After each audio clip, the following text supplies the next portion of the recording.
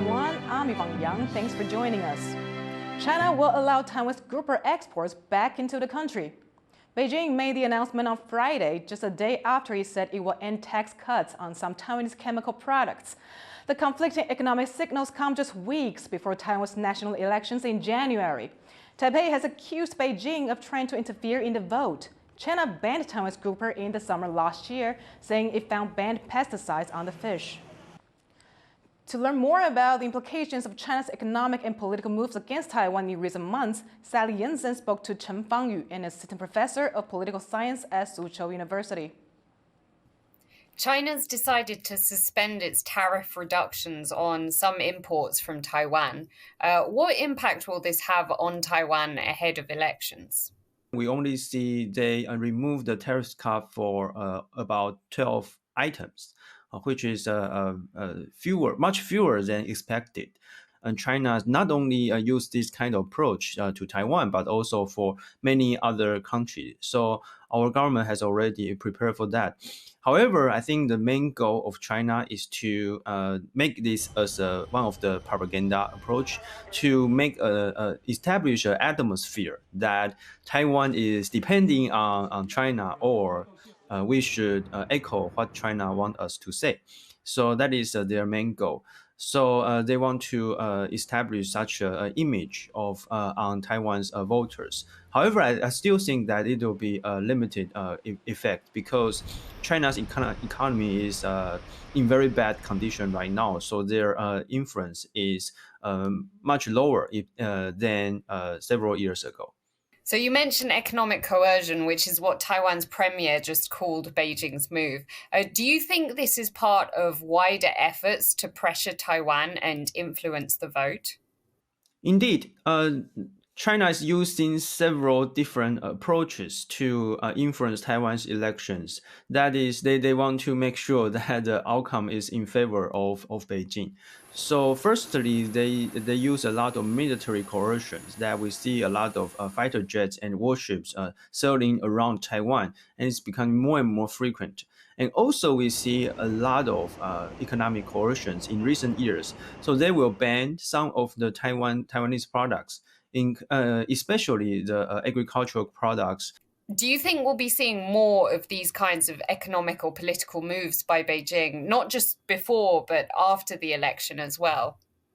That is for sure. Even if the election elected one pro-China politicians to become our new president, even if such a case scenario, we will see China pushing for more pressure, because if there's a pro-China leaders in Taiwan, then for Xi Jinping, his pressure will become larger, because under such circumstances, if Xi Jinping cannot push for unification, then he will be blamed of a failure of the Taiwan policies. That was Sally Jensen talking to Chan Fangu, assistant professor at Suzhou University. Taiwan's top research institute has cut its forecast for the country's economic growth for the year. Academia Sinica expects 2023 GDP growth to reach 1.34%. That's down 0.22% from its prediction in July. The institute says sluggish global demand prompted the revision, but it is more upbeat about next year. It predicts 2024 growth will hit 3.02% as exports, investment, and consumption recover. People in Taiwan could be seeing more goat products on the shelves. Lord Stewart has more. Healthy and strong, these goats are in luck because Taiwan has been declared a country that's free of goat pox. The viral disease was first detected in Taiwan in 2008, and it quickly spread across farms, reaching a peak in 2010.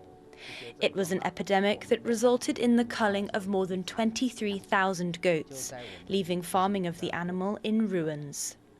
But after a large-scale vaccination program and tougher disease control measures, the World Organization for Animal Health says Taiwan is now officially free of goat pox.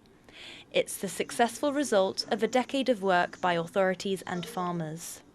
我们是用技术去支持我们产业的发展，所以我们毅然决然的，我们决定了做这样的一个拔针的动作。未来我们会对这个养产业迅速的，而且是有系统的，能够逐步的一个发展。There are currently 190 farms in Taiwan raising around 33,000 dairy goats, all for domestic consumption. And it's an industry worth just under $13 million. But despite there being no new cases of goat pox in Taiwan since 2013, the epidemic hit farmers hard, and they're still recovering. 疫成立，咱一直无法度恢复到咱10月2羊肚进前迄个规模。 But even now goat pox is no longer a risk for goats. Farmers in Taiwan have to be wary of other diseases. Earlier this month, a farm in the southern county of Pingdong recorded 3 cases of a bacterial infection that can affect humans and animals. That has been deemed an isolated incident. 同时，屏东防疫所也对周遭的牧场 一共有14场，也进行了监控。那到目前为止也都安全，就是一个个案。The government is helping farmers upgrade their equipment and introduce logistics management in hopes of bolstering the domestic supply of goat products in Taiwan.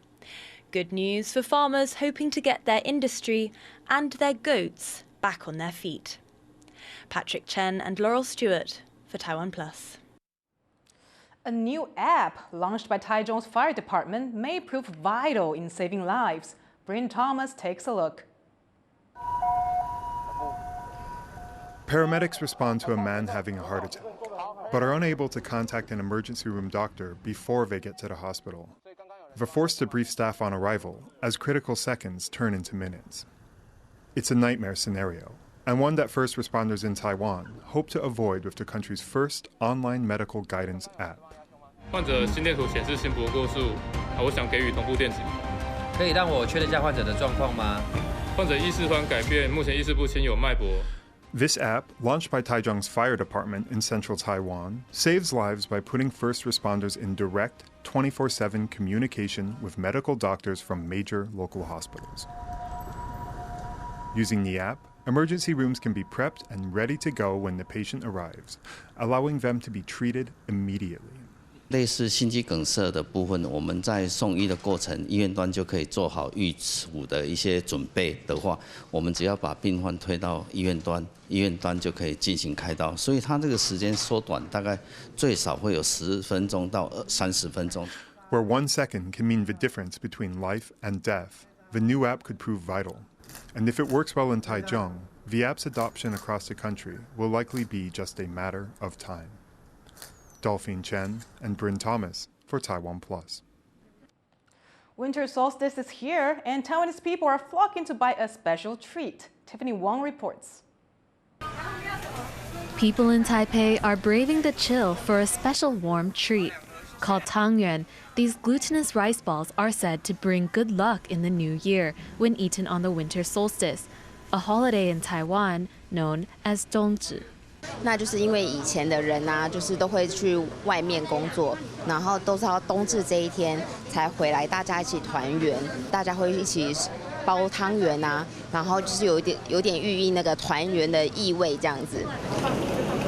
The round dessert is made with a slightly sweet rice dough and can be stuffed with all sorts of ingredients, from sweeter flavors like peanut and taro to salty minced pork.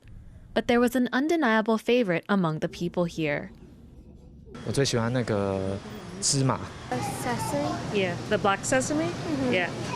And while some people are picking up frozen tangyuan to take back home to share with their families, true to tradition, there are those who couldn't wait to warm up with a hot bowl of the dessert, wanting to manifest good luck in the year ahead with every bite. Justin Wu and Tiffany Wong in Taipei for TaiwanPlus.